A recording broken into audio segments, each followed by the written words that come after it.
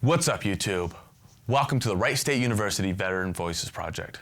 I am Navy veteran and content manager Jeremy Tack. On behalf of the Veteran Voices Project, we'd like to thank you for watching this interview and to let you know that the best way to support us, and especially the veterans featured on this channel, is to hit that subscribe button. So go ahead, feel free to smash that subscribe button, please hit that like button, and go ahead and comment and share. Again, thank you for watching this important story. Hope you enjoy.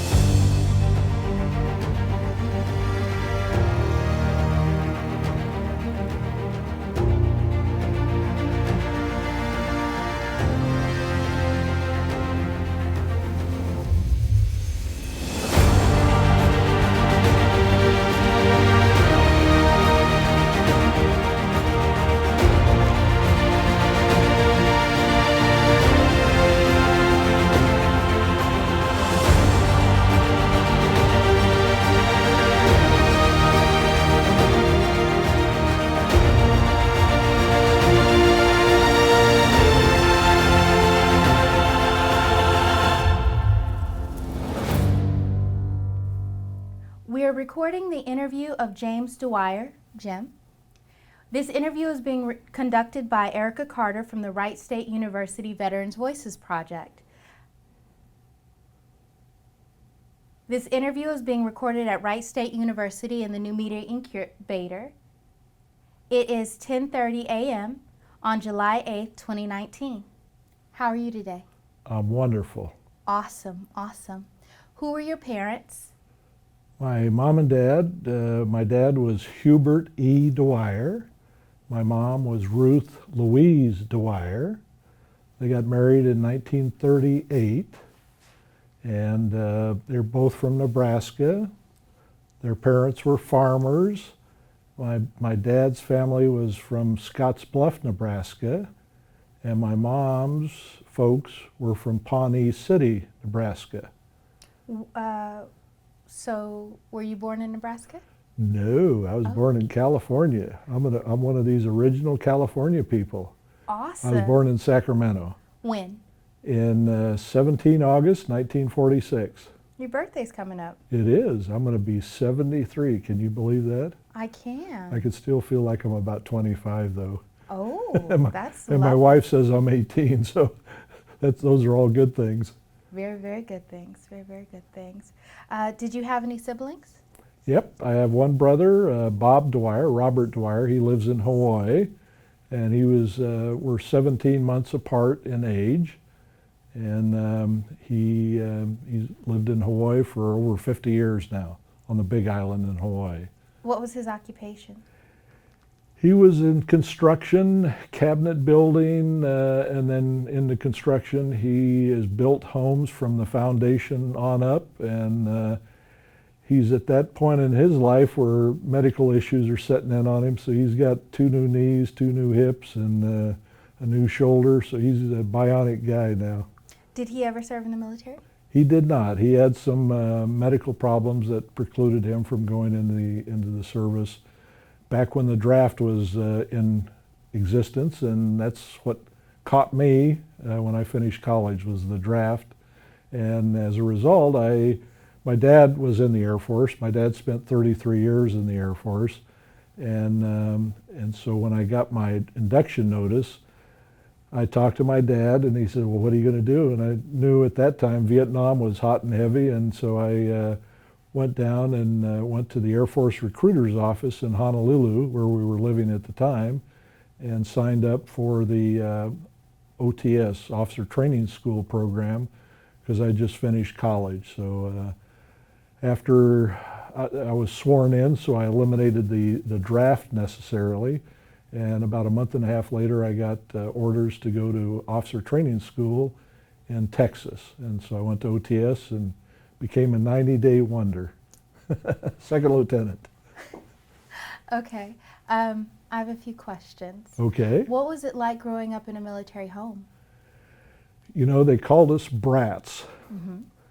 and we traveled around. We lived in France. I lived in France for 4 years when I was 3 to 7 years old. First, I was born in Sacramento, so we lived at McClellan Air Force Base. Then my dad got orders to move to France. We lived in a little town called Bagneux, and my dad was stationed at Châteauroux Air Base. And we left there in 1952 and came back to McClellan Air Force Base, where my dad stayed until 1958. Then we moved up to Hamilton Air Force Base up by San Francisco. We lived there for 2 years, and I started high school in San Rafael, California. And between my first semester in high school, my dad got orders to move to Japan, and we moved to Itazuki Air Base, Japan, and lived there for 4 years, and I went through high school in Japan. Once I graduated from high school, we came back. My dad was stationed at George Air Force Base up in Victorville, California, and I went then to San Diego State College, went there for 2 years, and then my dad got reassigned to Hickam Air Force Base in Hawaii, and between my sophomore and junior year in college, I went over and spent the summer with my folks and got over in Hawaii, got a job, liked the beach, got a girlfriend, and so I stayed and finished college in Hawaii. But as you can tell, we moved around a lot, and that's when I was on active duty, that's what we did, is every three to 4 years we would always be on the move, going to a different place and a different base. Always met great people, and always enjoyed the locations that we went to. Now you said we, so did you marry that girlfriend that you? No. No? Okay. Afraid I left her behind. Okay. No, I after I finished college, I went to flight school, and from flight school I went to Little Rock Air Force Base to get qualified in flying C-130s. Okay. And so after I finished, it was a 3-month qualification checkout period in C-130s. I got an assignment to go to CCK, Ching Chuang Kong Air Base in Taichung, Taiwan. And that was in 1971. And that's where I met my, at that time, girlfriend, which became my wife in 1973, Akiko. Her Chinese name is Cho Ye Dwyer. And we got married in 1973 in Taiwan. So we're coming up on 46 years of marriage here. Congratulations. Thank you. That's an accomplishment. Okay, so you said a lot. Well, you know, it's one of these things that you ask one question and it leads to a bunch of other things. Right. So we can break it down if you'd like. I would like to. I'd like to just jump right back to high school. Okay. Did you have any passions in high school? Were you able to stick with anything? You know, just going to high school, you know, the typical teenager, living in a foreign country, you know, left a bunch of good friends in California when we moved to Japan. But it seems like families in the military and their kids make good friends wherever they go, and they were always welcoming new kids into the school. I played sports, so I played basketball, football, baseball, and so I hung around with mostly those guys. And then as a result of playing basketball, we had cheerleaders. So I had a girlfriend that was one of the cheerleaders, and you know, just had a good time in a foreign country, and then met a lot of nice Japanese people, because where we were at, there wasn't another high school nearby like you'd have in the States. So our competition for sports, for baseball and basketball, was Japanese high schools. Football, we had to travel to a Navy base, which was Sasebo Naval Base on the island of Kyushu, where we lived, and we'd play them in football. And then every year they'd have a tournament up in Tokyo that we'd go up, and there were many more American high schools up in the Tokyo area. So for football, we only had 6 games for the year. Basketball, we played many more. We played Japanese high schools, and then also played service members that were active duty military. They were, maybe 3, 4, 5 years older than us, but they were still kids. And but we learned a lot playing older people. When we did play high school kids, we knew moves that we could do, and maybe we kind of pushed them around a little bit, but it was all clean, good fun. How tall are you? 6'4". That's tall for a pilot, right? Yeah, well, it was seating height was the restriction. If your seating height was 39 inches or greater, you couldn't be in a fighter type airplane. And so I was right at the max. I was like 38 3/4. But the airplane I really wanted to fly was the C-141, which is a 4-engine, T-tailed jet airplane. And where I finished up in my flight school, there were 3 of them, and they were taken before they got to me. But I ended up a C-130, which I knew a little bit about. The assignment that I got to Taiwan, which was, it came down as CCK, and I had no idea where the heck that was at. So I called my dad. He was still in the Air Force in Hawaii at the headquarters PACAF, Pacific Air Force is there. And I told him, I said, I've got an opportunity to fly a 130 in CCK, Taiwan.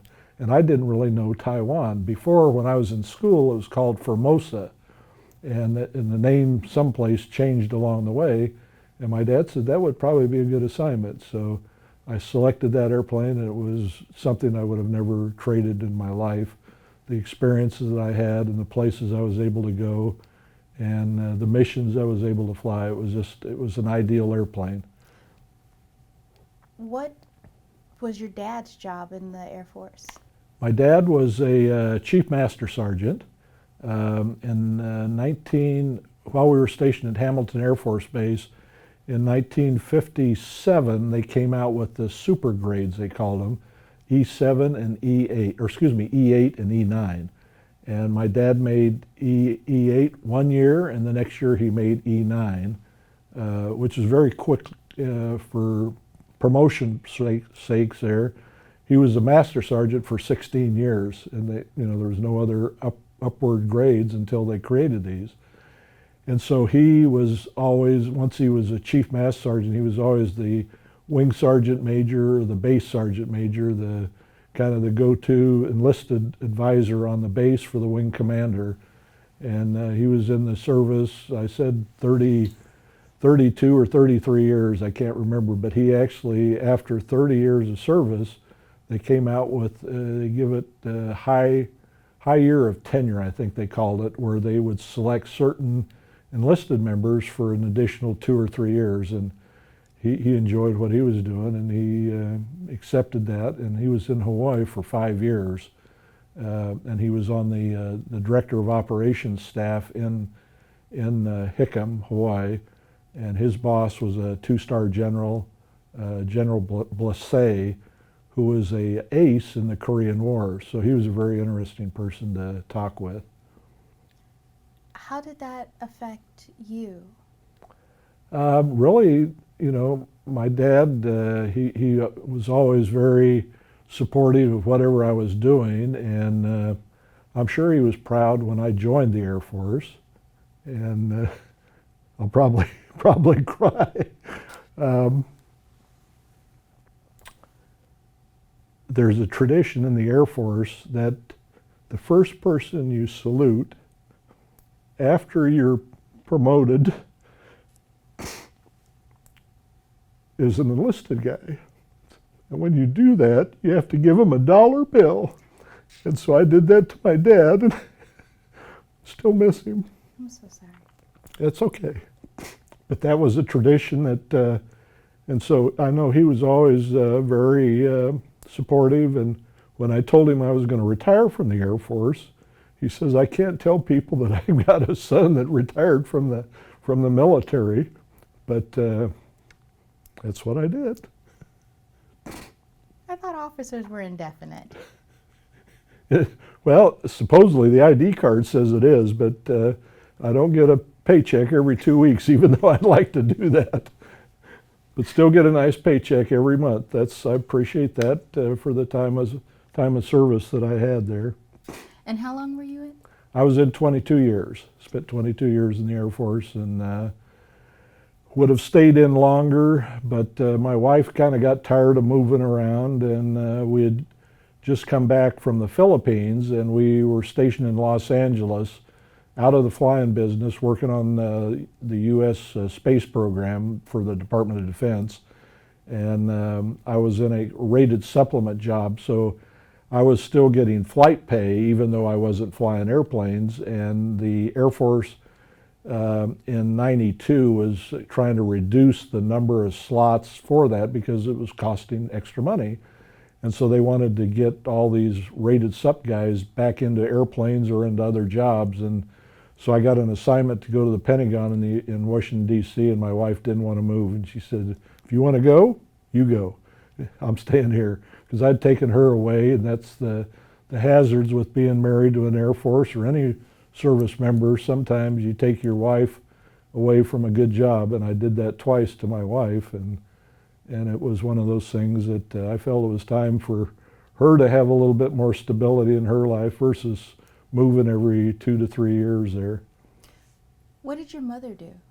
My mom was a school teacher for about 10 years before I was born. She taught school in a one-room farmhouse or one-room schoolhouse that had grades 1 through 6 in Pawnee City, Nebraska. And so she did that for 10 years, and then later in life she managed a See's Candy shop in Sacramento, California when we lived at McClellan Air Force Base, and then she got involved in volunteering with the Red Cross, the Protestant Women of the Chapel, and then with my dad in his position, she kind of became a mother for a lot of young enlisted guys that were away from home for the first time or maybe having marital problems. So she'd always hook up with the wives and kind of give them advice. And so it kind of became a mother hen to a lot of younger military folks. Okay, so she did just fine in her role of... Oh yeah, you know, and I think all wives that are married to a military member, they sacrifice their lives pretty much for their husbands who's out doing their duties, whatever they may be, from flying airplanes to fixing them to handling finances or working in the base dental clinic or working in the base hospital. Whatever the husbands are doing, the wives are right there behind them. I always say that my wife was the wind beneath my wings, and so she was always very supportive in the whole time I was in the military. A lot of times never knew where I was going, but fortunately the good Lord brought me home. That is simply amazing. Simply amazing. Okay, so you missed the draft. You just got ahead of it. Well, the draft was still in existence. My number was 110. And when I finished college... What did you take in college? I was a business major. Okay. At San Diego State, I started out as a engineering major, and I'm going to say I was an okay student, but when I was away from home for the first time, there was too many parties and too many girls and too many other distractions. And I quickly realized that some of the subjects I was taking, I wasn't devoting the right amount of attention to them. And so then I switched majors when I went to Hawaii, because I got a job in a hotel over there. So I figured, had no intentions of going in the military. Hotel management seemed like a pretty interesting career field, so I switched to business. And but the draft was still in existence. 110. I know they were watching me when I walked across the stage in Hawaii to get my diploma. They sent me the draft notice 2 weeks later. So they were tuned into my deferment status. And then I went down to Honolulu, and the rest, I guess, would be history. I went into the Air Force. And you picked the Air Force because? Well, my dad was in the Air Force, Okay. so I knew that way of life pretty much. In 1969, when I graduated from college, Vietnam was pretty hot and heavy. I knew the Army, the Marines were on the ground, and they were deep in mud and fighting, which was not necessarily something I'd ever even thought about doing. But as a 20-year-old kid, it wasn't exactly what was in my mind of doing something like that. The Navy, I always got seasick when I was a kid. That's how we went to France. We went on a ship, and I was sick I was 10 days crossing the Atlantic. So the Air Force sounded like a better deal to me. And then when I was able to go to officer training school and then to flight school, it even sounded better. So I can say of my time in the military, the Air Force always treated the Air Force people a little bit better in my eyes than they did the other service members, and most definitely flight crew got treated a little bit better than those that weren't flying in the Air Force. So I was very happy. 22 years went by quick, and I'd sign up again today if they'd have me, but I'm afraid I've expired my shelf life. Okay. Flight school. How long did that last? 1 year. Really? 1 year. That was at Williams Air Force Base in Arizona. Had you been to Arizona before? Never, that I can recall. But ironically, when my dad retired from the Air Force in 1973, they went to Long Beach, California for about 8 months, and then they moved to Mesa, Arizona. My mom's mother, my grandmother, and her sister, my mom's sister worked at Firestone Company in Los Angeles, and for some reason they went over to Arizona. Really no rhyme or reason why they did that, and bought a home, and my folks went over to visit them, and the next thing I know, I got a letter that they were going to buy a home and live in Mesa, Arizona. And Williams Air Force Base was about 5 miles from their house, and but I'd already been through there. But when my wife and I would go visit my folks, we'd always go out to Williams and go to the base chapel, and most certainly go to the BX and the commissary and all those standard trips that most military people do, be it active duty or retired. So that's, but ironically, that was where I went to flight school at. Okay. Enjoyable time? Oh, most certainly. You know, it was a thrill, scary at times. Why? Well, you're going at 500 miles an hour, and you know, I was used to driving 60 miles an hour on a freeway, so it's a lot different scenario, situation. All of a sudden you're going with this, I don't know if you ever saw the movie Top Gun, you're flying with your hair on fire. That was like, at that time I had hair, so it probably was on fire a few times. But very enjoyable, and the like I said, the airplane I went to, the C-130, was, I couldn't have asked for anything better. It's been around since 1954, and they're still flying. I flew the E models the whole time I was in the Air Force. I flew them for 15 years, many different assignments and units that I was associated with. But now they've got a new J model 130 that's even better than what I was flying. Have you seen it? Oh yeah, I've seen it. Haven't been in it. Want to go Space A. My wife and I go Space A, which is a thing for retirees that you can, if they've got an airplane going in the direction you want to go and they got room, they'll put you on there. Sometimes they're not glamorous seating. My wife calls the C-130 the garbage truck. It's one of those things that's because we used to haul, you name it, we hauled it. I've hauled pigs, chickens, in addition to people and Marines and various other sundry items that if it would fit in the back of the airplane, we'd haul it. And this was mainly over in Vietnam, Cambodia, Laos, Thailand, It was amazing some of the things that we had on our airplane. I've even hauled a MiG-19 on the back of our airplane from Indonesia to Nellis Air Force Base in California. So if it's something needs to go someplace, we always said that the C-130 is anywhere, anytime, we'll take you. And so that was our kind of our unwritten motto, but it was a very good airplane. I flew it for a little over 4,000 hours, and between the airplane and the good Lord, that always got me home. Okay, so let's talk about CCK. CCK, Ching Chuang Kong.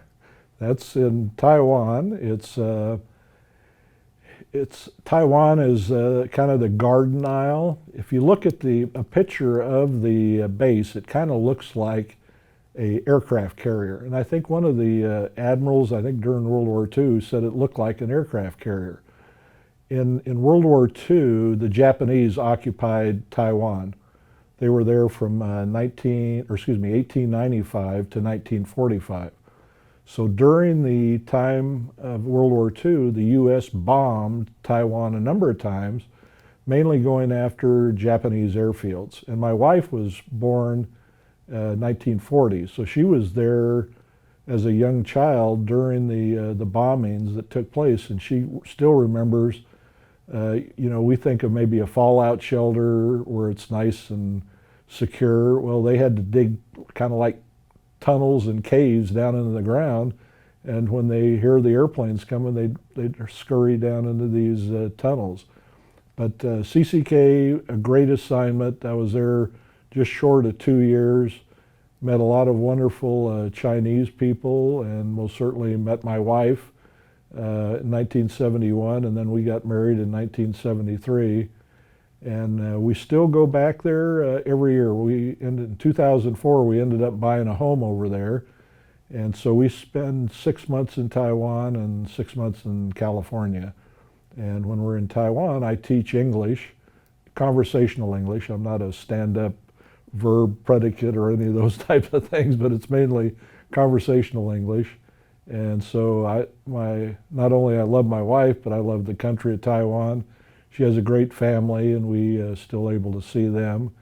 And so we kind of got the best of both worlds. We go there in the winter months and then come back to California for the summer months. The summer months in Taiwan, very hot, humid, but in California it's nice and cool in the summer months. And we're close to the beach where we live in California, so Taiwan holds a special place in my heart, and we're actually in Dayton, Ohio, right this very second, and we're going to have a reunion of folks that were stationed at CCK, and there's going to be people there from 1965 is really when the base kind of opened up during the Vietnam conflict, and there's people that were there into the late 70s.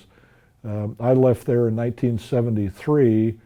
Right after President Nixon and Secretary Kissinger went to mainland China in 1972, and part of their discussions with the Chinese to normalize relations was the closing of any air operations that were stationed in Taiwan. So it was kind of one of these, we'll do this for you, but you got to do this for us, the Chinese, Mao Zedong. And the deal was that would move all flight operations out of Taiwan, and so we then moved to the Philippines. Okay, so that was a great general overview. Right. I'd like for you to tell me, if you're willing, I will. About you get orders to go. How does that make you feel? What does it look like when you land? Holy smokes. Like, tell our listeners, our viewers, like, oh my God, this is CCK. What is CCK? I was so excited to leave the United States. Oh, okay. My mom, as you could expect, cried. She says, my little boy is leaving to go to some foreign country. I go, Mom, I've lived in France, I've lived in Japan as a kid. This can't be any different. So I actually left out of Travis Air Force Base. There were 6 of us. 6 guys, all in flight suits, carrying a B-4 bag, a helmet bag, a pubs bag. So we had three things that we were carrying, all 6 of us. You know, it looked like we were stamped out of a mold. And we left out of Travis, flew to Yokota Air Base, Japan. And from Yokota, we flew down to Taipei, which is the capital of Taiwan. We get to the airport in Taipei, which was actually right downtown Taipei. No one was there to meet us. We're in a foreign country. We had no idea where to go or who to see. And there was a young Chinese guy in the airport who was working with the U.S. military. And we arrived on a Saturday, and he says, well, there's no airplanes. He says, go to this hotel downtown. So he rode out in Chinese, got us 3 taxi cabs, and we had 2 guys per cab with all our bags, and we went off to this hotel. A lot of people said that when they landed in Taipei, there was some kind of a foul odor in the air. I really didn't notice that. But, you know, it was really, you know, kind of on our own again. And we went to this hotel. It was called the Roma Hotel, downtown Taipei. I can still visualize this place. And we checked in, and we spent 2 days in Taipei. And then on, actually it was Saturday, and then Sunday we got a train. The hotel people told us how to get from Taipei to Taichung. Again, they rode out in Chinese, got 3 cabs, and took us off to the train station in Taipei. Still in our flight suits, still carrying our bags. We got the train, went to Taichung, had no idea where to get off. We finally found somebody that could speak English and told them where we were going, because we were totally out of character with the rest of the people on the train. And we made it to Taichung, which was where CCK is located. Again, no one to meet us. So myself and one other guy, and again, I wasn't scared, but I was always the one that would kind of maybe take charge. And I said, hey, you guys get our bags, get them squared away. And I said, I see a hotel down the street, and it said in English, hotel. So this other guy, Dave McLeod, and myself, we walked down there. We sign languaged and told them we needed 6 rooms, and we got a hotel. And then we found a phone where we could call out to the base, and they said it's Sunday, call back on Monday and we'll tell you what to do. And so that was our exposure to Taiwan, but we made it through okay. And then we went out to the base, and then the typical processing, you know, to get us in process, tell us where we're going to live, what squadron we're going to, and within 3 weeks I was in Vietnam flying. So it was a pretty fast and furious time period, but I can still visualize those days clear in my mind. Okay, so I have a few questions. First, was there any special or different treatment of you being a military brat? So you have a strong inclination, you know what's going on. No one else does. All my friends, when I was just a second lieutenant, they always asked me, how old are you? Because I seemed to know what needed to be done, when to show up, have a haircut, have a clean uniform, shine shoes. And some of these, you know, young kids were fresh out of college, never been around the military, got drafted or basically joined the Air Force, went through ROTC programs, maybe went through OTS. But they always asked me, you always seem like you're older than we are.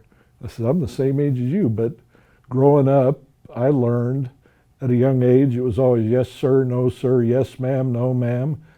I was told my friend that you're going to talk to next year, 10 minutes early is always on time. So, you know, we'd have people that would drag in for briefings 10 minutes, 15 minutes late, you know. But I was in the front row well before anything happened. And so it was just that military upbringing. And of course, my father, he wasn't strict, but I knew he was the boss, and I had to kind of follow what he was saying. And so I really felt, like you said, I kind of had an advantage over other people that maybe were just new to the military. And it's stuck with me my entire life. You know, I still look when I get dressed, is my belt buckle lined up with my zipper, my gig line, don't have any stuff on my shirt or anything. It's still, every day I do that when I get ready to go to work. Okay. My next question. Who paid for all of these hotels and cabs your first 2 days there? Was that just you guys out of pocket? That was out of pocket. Okay. But Uncle Sam's got this thing, it's called a travel voucher. Okay. And as long as you brought receipts and attached those to your travel voucher, we always got reimbursed. Okay. So it didn't matter what the cost was. The finance guys would always reimburse us for our own out-of-pocket expenses. But we landed, we had US dollars in our pocket, and at the hotel, they converted our dollars to Taiwan NT. It's called New Taiwan dollars. And at that time it was 40 NT for 1 US dollar. So it was pretty easy. 10 NT was a quarter. And so after we kind of got a couple of days that under our belt, we were able to kind of figure out costs. As with any foreign country, I always told the guys that I was flying with, you know, whatever the price is that they're quoting you, cut it in half and then we'll start negotiating from there. So, you know, if they said the cab was 500 NT, we said we'll pay you 250 NT and kind of go from there. Because a lot of the cabs at that time didn't have meters in them. And, being Americans, they thought, you know, money grows on trees and we just, you know, it's flowing out of our pockets. But, and that's okay, you know, they need to make a living too. But we were able to use dollars until we got really on base at CCK and then kind of got the lay of the land on what we could and couldn't do as far as money. They didn't want us using US dollars downtown. They wanted us to change those at the bank on base and then use the NT for any transactions that we'd have downtown. And how did you get paid?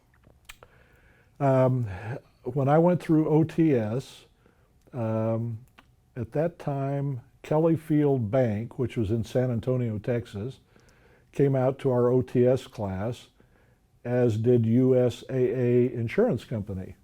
They gave us a talk on the importance of being able to maintain your paycheck no matter where you were at, and also having insurance, car insurance. And when those guys came out, I signed up with both of those at the same time. My paycheck always went to Kelly Field Bank in Texas. I've never been there in my life. USAA has been my insurance company for now going on 48 years. Never been to their company, but those are two companies that I guess the military, I don't know if they're endorsing them, but they deal with a lot of military, and it made it so easy. I never worried about a paycheck. My paycheck every 2 weeks, 15th and the 30th. We always said the eagle has landed at our bank, and the money was always there. When I was flying in Vietnam, I never touched my paycheck. I lived off my travel vouchers for the flying purposes. And back in those days, you could deposit $10,000 in a bank, and it was all tax-free. So any interest you were earning was all tax-free. So I maxed that out as quickly as I could. But the travel vouchers kept me going. And living in Taiwan at that time was very inexpensive. And I had 3 roommates, so we divided the cost up. We had a 4-bedroom, 2-story house, and it was $600 a month. And so we each paid $200. And we had an ama, which was kind of like a maid, and she lived at our house if we were gone, and we were gone most of the time. And then when I met my wife, fiance at the time, after a few months, she moved in, and she lived at our home when we were gone. So we always had someone there. And then we'd come back every 2 to 3 weeks, a couple of days in town, get our clothes washed, and back out flying again back into Vietnam. Why didn't you just stay on post? You know, as a young guy, I was in a one-room room with a old military-style bed, you know, that I couldn't even fit into. My feet would hang over the end, and again, as a young guy, we got together. I met these two guys in the officers club at CCK. We were all in different flight squadrons, and we were just sitting there one time having a beer and talking, and said, "Hey, you guys, you want to get together and move downtown?" And we did that. I had a car. I shipped a car over from the United States, so I had wheels. And we went out one weekend and we found this house. The person that owned the house, actually we went to the base. They had a housing office and they give you lists of addresses of people that were interested in renting their home. And we went and found this place and brought the lease contract, which was in Chinese, brought that back to the base. They reviewed it and they approved it, and next weekend we moved downtown. So we lived downtown. There was, you know, again, it was a foreign country, a lot of places to go eat and go see, and of course we had a good time. Okay, fantastic. Are there any particular flying stories that you can share or want to share? Oh my goodness, you know, I flew in Vietnam from 1971 through the end of '75. April of '75 is when the withdrawal out of Vietnam took place. The crew I was flying with, we hauled about 410 Vietnamese out of Saigon back to Clark Air Base in the Philippines as part of the withdrawal out of Vietnam there. I got to go up to Hanoi, where the POWs were held. I flew up there right after the initial group of POWs were released, and we took up a unit out of Hawaii. They were the Joint Casualty Resolution Center, and these were folks that were going up to survey crash sites that had taken place in the war to hopefully find remains and bring those back, identify them, and then return them to their loved ones. So that was a very interesting mission that I went to up in Hanoi. This was in 1973, right after the release of the POWs. And then I went back again to North Vietnam in 1989 to a place north of Hanoi. It's called Noi Bai, which is their international airport now. We flew in again 1:30. We brought in some more of these folks to search for remains, and over the years they've returned many folks to their families and back to the USA, even though they didn't make it during the war. They're buried back in the United States now, which I think was a good thing. So those are probably some of my highlights. I've been shot at in the airplane. We came back with holes in it, small arms fire. During our reunion here, one of the airplanes that really got shot up going into An Loc, which was a base that Marines were at, and they were under siege by a heavy contingent of North Vietnamese. One of the airplanes that was there and participated in that got shot up. The flight engineer was killed. The co-pilot, navigator were wounded. The loadmaster was badly burned. They got hit on the right side of the airplane, loaded with ammunition that they were bringing in, small arms ammunition, and they had to jettison this out of the airplane. They shut down 2 engines. They flew it back to Saigon. Well, the navigator on that airplane is going to be talking to us here at our reunion. A guy that I met in the shower at CCK, go figure. And it took me a number of years to track him down, but I finally found him, and he's graciously said that he's going to come and kind of tell about that story. And then on Thursday of this week, which would be the 11th of July, 2019, we're going out to the Air Force Museum, and that airplane is in the museum, and the airplane was awarded the Silver Star because of that mission that they had flown. And the crew was so recognized too. The pilot and the loadmaster got the Air Force Cross, which is just the next one down from the Medal of Honor, and then the co-pilot and navigator both got the Silver Star. Unfortunately, the engineer was killed. He was killed by small arms fire, came up through the belly of the airplane and just went into his seat and took him out, unfortunately. But so that's going to be a real highlight to see him and hear the story, and then take some of the veterans that are going to attend our reunion that were at CCK anywhere from the 65 to 79 time period, that we haven't seen each other for the most part in 50 plus years, and this is the first reunion that we're going to have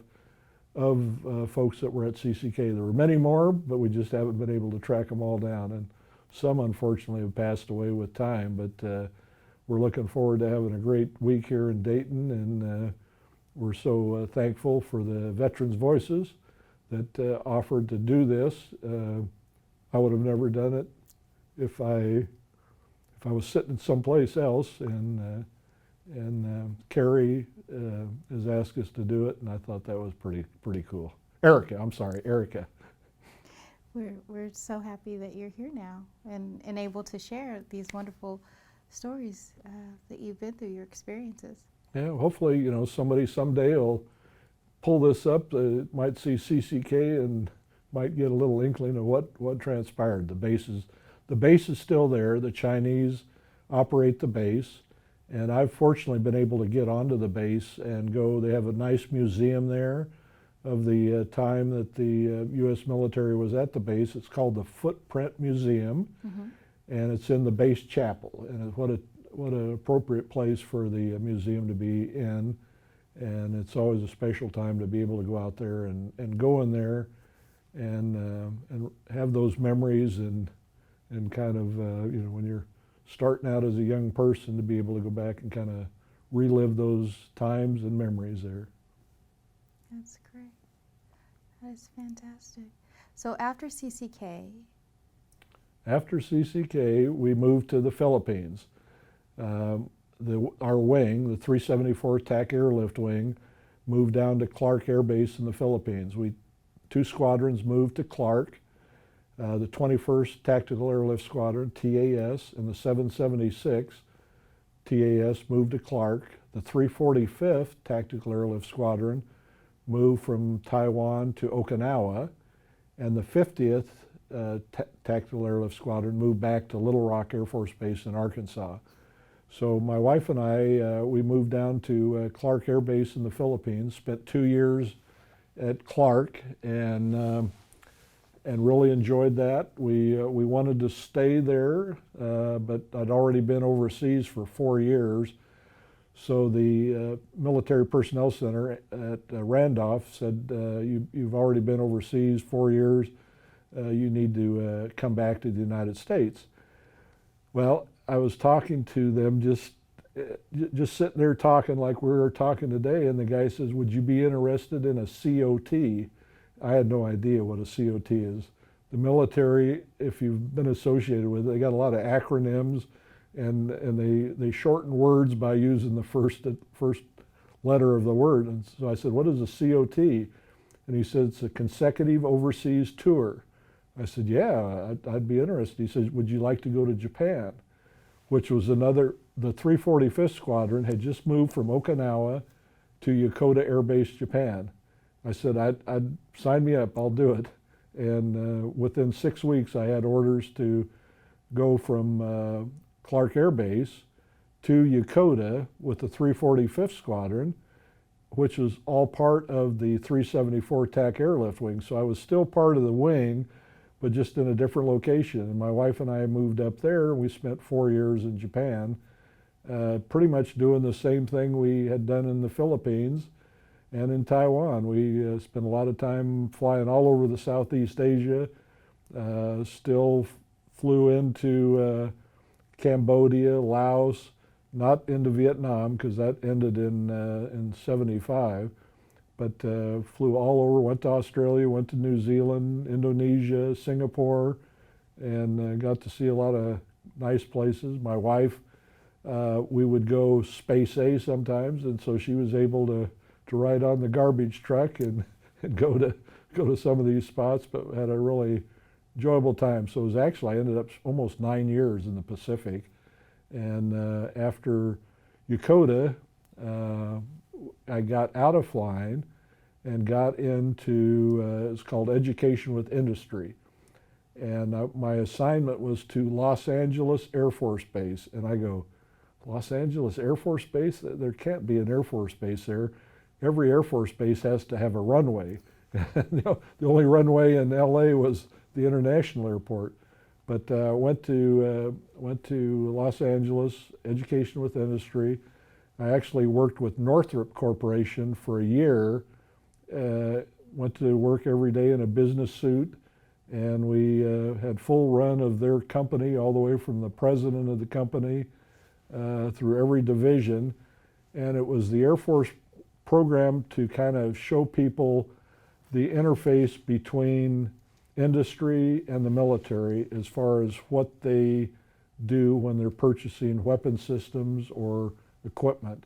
So it really gives you a good insight on some of the hardships a contractor has working with the military, and then vice versa. And then I went to work, after 1 year, went to SAMSO. It was a Space and Missile Center in Los Angeles, which is an Air Force organization. I worked on the, my first job was working on a launch vehicle out of the space shuttle. A lot of people don't realize that we were actually launching satellites out of the space shuttle. And so I worked on that for 4 years.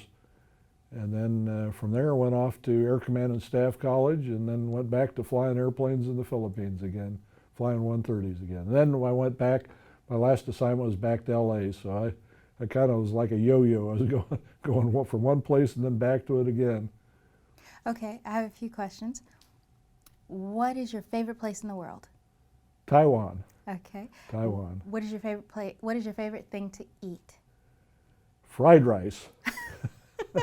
I'm a pretty simple person. My wife's a great cook, and she makes the best fried rice that I can think of. That is awesome. I got an Instapot recently, and I just took out the paperwork for it. Like, I literally got it a few days ago. And so I was opening it, and in it said it cooks jasmine rice in 1 minute. And I was like, holy Batman, to the kitchen. Well, jasmine rice, I don't know if it was invented in Thailand, but that's where a lot of the bags of jasmine rice are from. And it's the best smelling rice when it's cooking. My wife likes Japanese rice because it's a little bit more consistent with what she likes to do, but we buy jasmine rice every time we go to Costco or go to the commissary on the base. That's our go-to rice, and it smells so good. 1 minute, I can't wait to try it. I don't know. We got a rice cooker. My wife, she's got this scientific thing. She tried to teach me when we lived in Japan to make fried rice. I made it. She was gone. She was in Taiwan, so I said, oh, I'm going to make my own fried rice. So I made it. I took a bite. It wasn't like what she made. So I said, well, I'll just give it to our dog tonight. And I put it down on the floor, and our little dog looked at it, smelled it, and walked away. And I said, I must have done something wrong, because the dog wouldn't even eat it. So did you guys have any children? No kids. My wife and I weren't blessed with any kids, but Okay. She's got a big family, and so we've helped them out over the years, and now she takes care of me more than I take care of her. That's what husbands and wives do. Exactly. That's what life's all about. All right, she's the wind beneath your wings. That's right. I don't know if you ever heard the song by Beth Midler, but that's her song, and I've always respected that for what it says. The wife puts herself behind the husband, the spouse, and supports them in whatever they do, and to lift them up is the wind that they blow underneath your wings. So Aw. that's always been a very special song to me. You're going to make me cry. Okay. All right. Are you a part of any other groups besides CCK? Military organizations, yes. In fact, I was in Dayton, Ohio last October for the Troop Carrier Tactical Airlift Association, had a reunion here. So I'm part of that group, part of one from Yokota Air Base, Japan, Clark Air Base, Philippines. And so those are the other kind of organizations that Vietnam Veterans Association, Air Force Association, Military Officers Association. So I've donated to all these guys. I'm life members in all of them. The CCK group is really special to my heart. I started a Facebook page, a group Facebook page 11 years ago. I had no idea what Facebook was about. I started this Facebook page, and we've got over 900 members on there now. And that's really is how we were able to advertise and get people to come to this reunion we're going to hold here in Dayton this month here. So that one is really special to my heart here. That's so cool. Yeah, being able to track people down. There are going to be people at this reunion, I have no idea who they are. They could walk in the door right to this very day. I wouldn't know who they are. But some of these folks I've talked to on the telephone don't know who they are. We've talked for an hour because we shared similar memories and places in our lives that we were at same time or maybe 2 or 3 years before or after, but we were all there, similar experiences, and you feel like you're a brother when you're talking to folks. So I'm going to see folks that I've talked to on the phone, but I feel like I was with them when they were there, and they feel like they were there when I was there, so it's going to be fun. I feel like you can do that with any vet at any time. That's true. Military is a special group of people. It doesn't matter what service they're in. In California, I play golf with 2 Marines, and we just joke and jab each other the whole time we're together, and we're very good friends. And both of them were in Vietnam. I told them, I said, I probably flew you guys around in Vietnam, and they go, if you did, I'm just thankful you landed the airplane and we were able to get off. We are the 1%. Yeah. So what did you do after you got out of the military, if anything? Yeah, geez, I'm still working. Okay. When I got out of the Air Force, actually when I was in LA, I had interviewed at a couple of the military contractors, and one that I wanted to go to work for was at Boeing in Long Beach. They were building the C-17 airplane, which is the replacement for the 141. And so I had a job all lined up with those guys. And in 1992, the defense industry took kind of a downturn, and that's when I retired in 1992. And the job I had lined up went by the wayside because they were laying people off, and so that didn't pan out. So my wife and I went Space A. We flew back to Japan and over to Korea. And when we were flying back to Travis Air Force Base, I told my wife, I said, when we were in the Air Force, it was, we were either buying a house, selling a house, renting a house. I said, that seemed like a pretty easy job. I said, I'm going to get my real estate license and then work on my golf game. Because I know I could work 2 days a week, sell some houses, and then play golf the rest of the time. Little did I know in 1992 when they laid off over 800,000 people in Los Angeles, the housing market took a dump. And so I got into the real estate business right when the market was on a downturn. But fortunately, I've stuck with it. I've been working 28 years in the real estate business now. Initially rented a lot of houses to people that lost their home. They couldn't pay their mortgages anymore, and so I rented homes for them, to them. And as the market improved and the job industry improved, a lot of those folks came back to me and they bought houses. So it really kind of worked itself out. Initially it didn't look like it was too good of a decision I'd made, but it turned out to be, and I've stuck with it here now for 28 years and still going strong. Okay. And your wife had that job that she enjoyed? Well, she did, but now she's fully retired. But actually she just, over the past month, has got into doing some work with elderly that need help. She just helped a gentleman over the weekend before we came here, had a stroke, and helped him kind of straighten out his apartment and clean it up for him. And she enjoys helping people, and it's something that she has fun doing, and so she's looking forward to doing that a little bit more.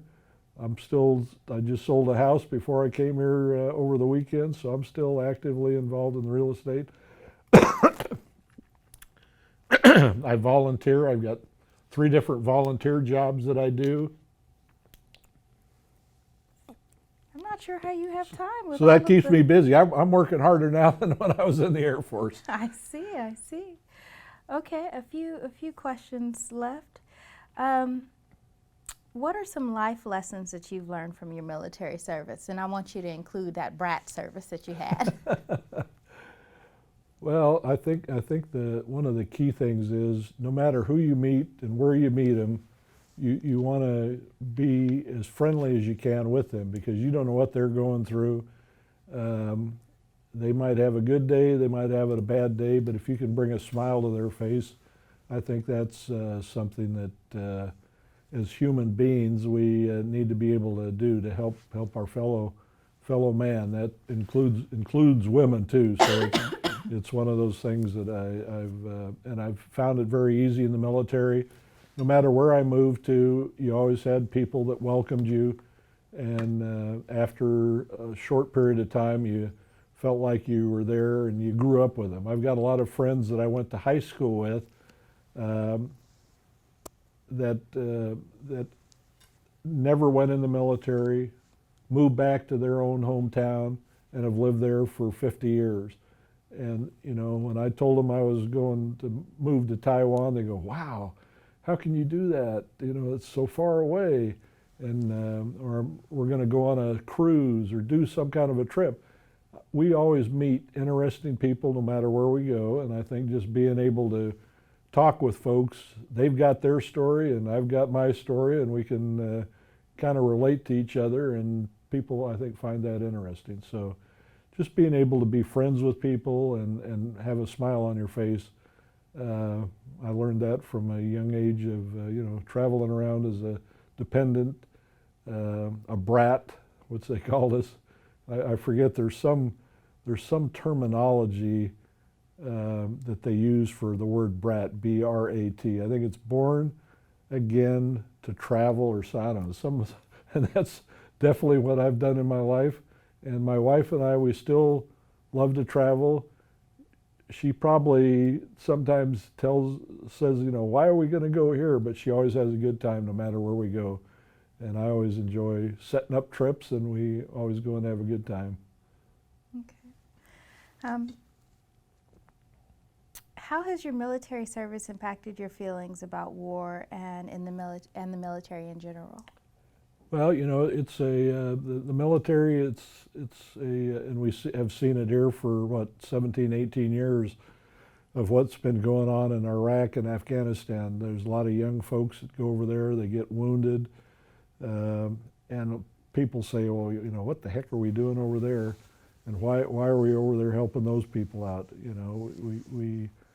The United States sometimes gets involved in things maybe they shouldn't be involved in, but we're trying to make the world a better place. And I always say to the young military, thanks for your service. You hear that all the time, but it's really they're a young, dedicated group of individuals that are trying to carry forth some of the ideals of the United States. I know some of these rat hole places that we're off to now, that they've been fighting and killing each other for 2,000 years.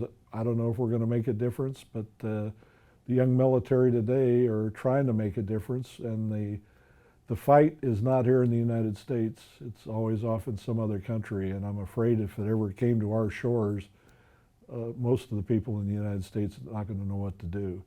But people in the military have got that discipline, the respect, and the ability to follow orders which is important in any kind of conflict. You can't be flying by the seat of your pants. You got to have some direction you're going to. And the military, I really personally believe we should have the draft again, or at least required military service, because a lot of young people would really benefit from that if they could get their life going in a good direction.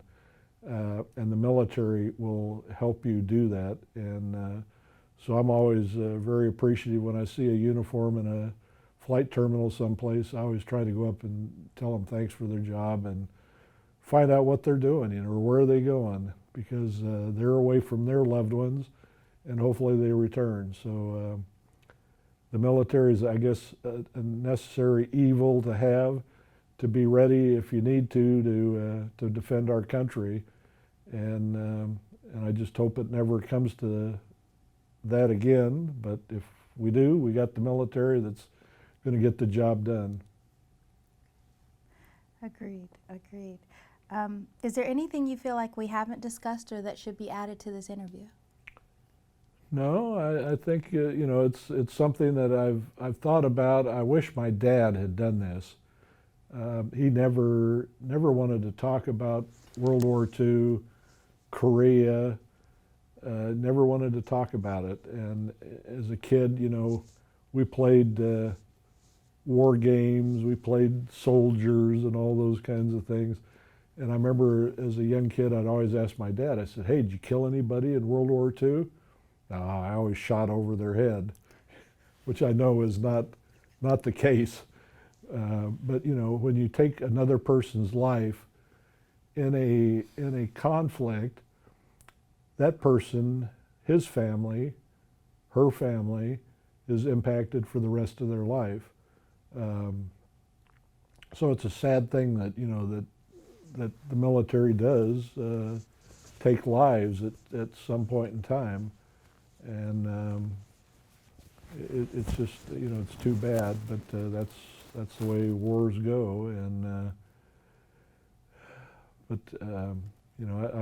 I would just say I'm thankful that I served in the military. I wouldn't have traded my 22 years for anything. I still enjoy a lot of the benefits of military service.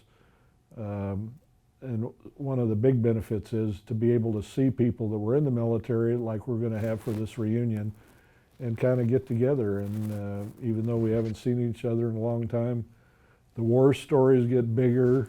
The fish that you caught gets bigger, but it's always fun to share those memories.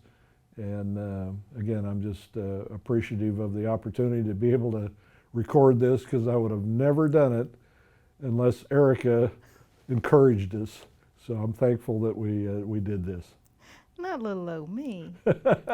No, let me tell you, this is a great thing that Wright State University is doing. And when we heard about Veterans Voices, we go, what in the heck is that?